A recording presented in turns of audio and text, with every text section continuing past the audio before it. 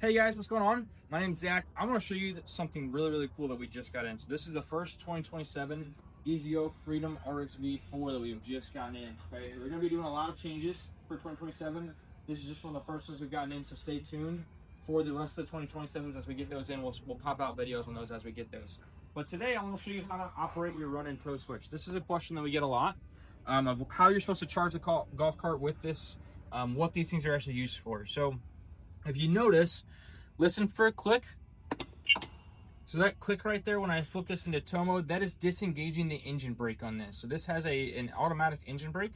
So as soon as the cart comes to a complete stop, the cart actually lock itself in place. No need to engage a manual parking brake. This has an automatic one. So now that this is in tow mode, I can actually roll this golf cart, right? And I can roll it back. So if you ever get into this position where you have to push the golf cart, you don't have enough juice to get you home, you can go ahead and flip this into tow mode and it will go ahead and allow you to push it.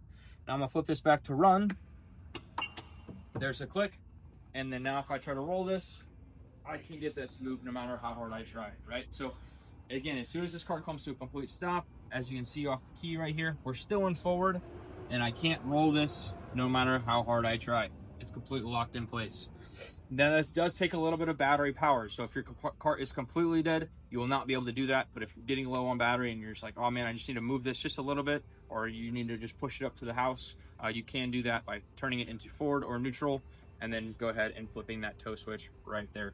So when you're charging this golf cart or whenever you're storing it, you always want to leave it in the run/storage spot and never flip it into tow mode, because again, that will drain your battery. So if you guys want some more information on any of the 2027s we have coming in, be sure to give our store a call here in Maplewood at 314-647-2858. Check us out at DeanTeamGolfCarts.com. Be sure to give us a like and a follow on YouTube, Instagram, TikTok, and Facebook.